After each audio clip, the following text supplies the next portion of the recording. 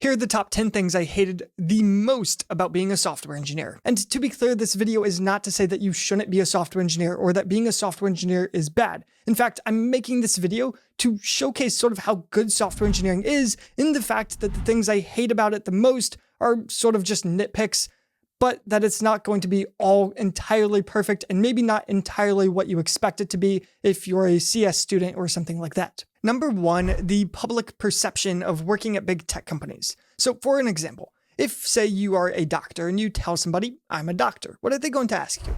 Well, maybe they'll ask you what your specialization is. Maybe they'll ask you about some crazy patient stories. Maybe they'll ask you about your stories of going to med school, where you went to med school, etc.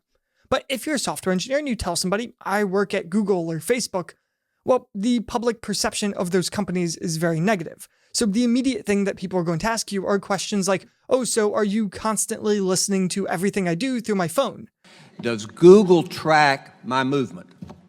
Does Google, through this phone, know that I have moved here and moved over to the left? They'll also ask you questions like, do you spend all day looking at user data?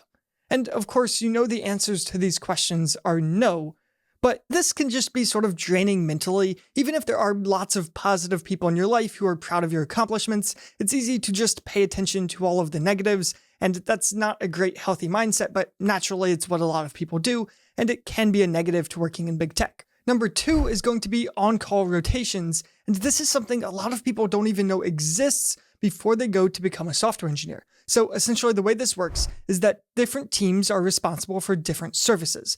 And if one of those services goes down, well, somebody needs to fix it. So somebody is going to be on call at all given moments to potentially fix something if it's not during working hours. So what this means is that on any given weekend or night, there's some chance you're going to be on call and you don't actually have the time that should be your time off to yourself. You might not actually be working during that time, and depending on your team, there might be more or less stressful on-calls, but there's a good chance that you probably on weekends, maybe once a month or once every other month, need to be sort of glued to a computer just in case something goes wrong, and this can be a little bit stressful as well as just eat into your own personal time. Number 3 is going to be the requirement to live in a high cost of living area if you want to maximize your earning potential in your career.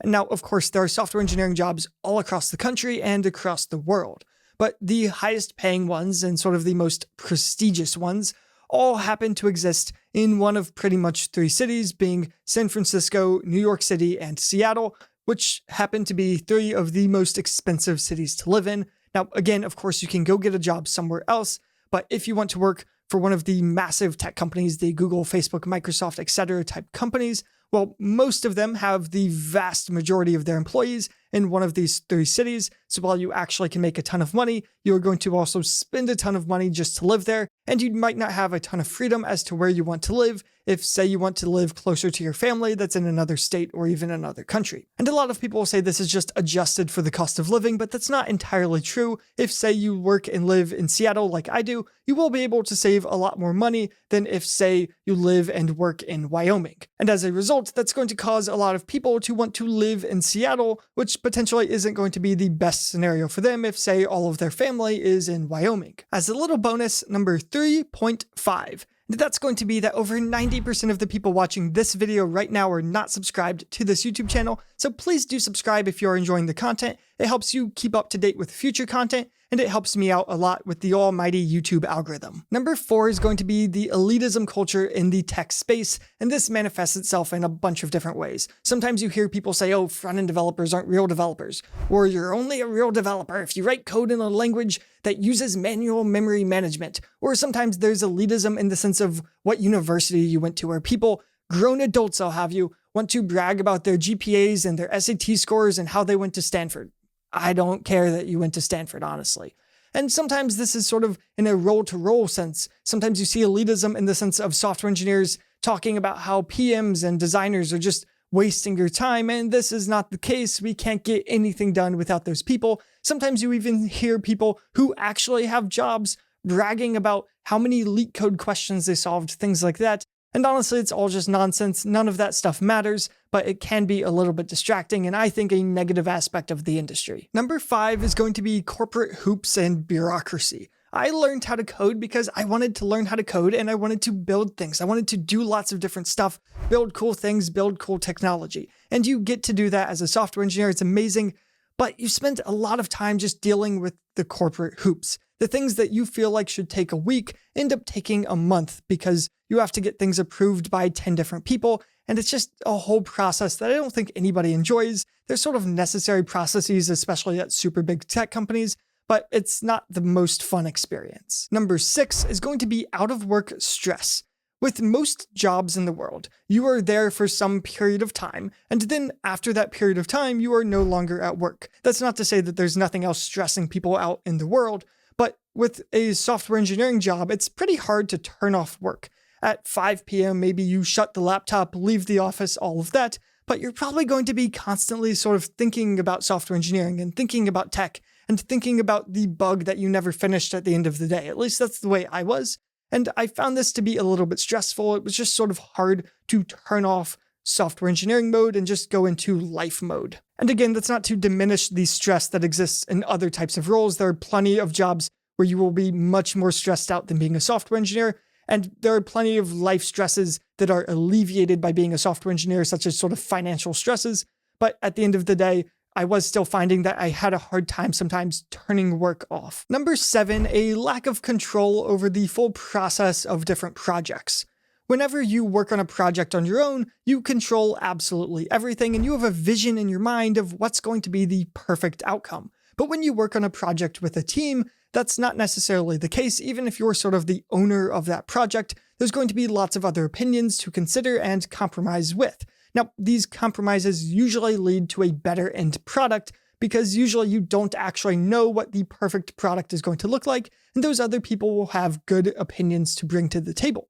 But at the end of the day, it can make things a little bit less fun. You can feel like you're not getting able to fully create your vision, which is something that I think a lot of software engineers want to be able to do, but can't always do. Number 8 is going to be a culture of competition, and that culture of competition leads to unreasonable deadlines and scope creep.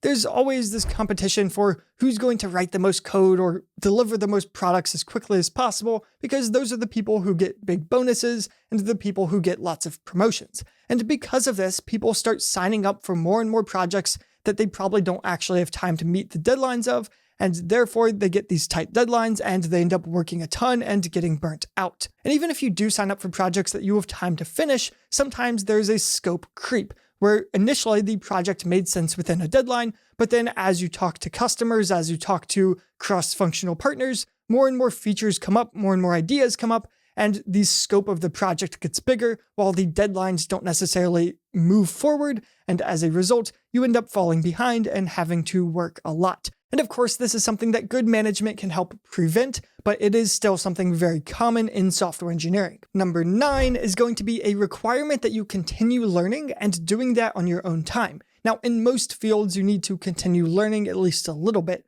but software engineering is still such a new field that it's changing so incredibly quickly that if you even go a few years without learning new things, you are going to fall behind. I don't think this is the case for most other fields, so it can just add extra stress to the field in the sense that you have to take some of your own time to learn the new languages and frameworks to sort of keep up with what is the meta of what people are doing today. Number 10 is meetings. Just meetings. There's too many meetings. I don't like going to meetings all the time. You end up in meetings where there's 20 people there and only 2 people are talking, and the other 18 could have been filled in with a simple Slack message. And these are the types of things that I feel waste a lot of time, and I don't like going to as a software engineer. That can cause you to end up needing to work a lot more than you should have to work because you're wasting so much time in extra meetings, and those meetings are causing you to do a bunch of context switching. Now, if you want to see how I actually optimized this a lot when I did work as a software engineer at Facebook, check out this video next.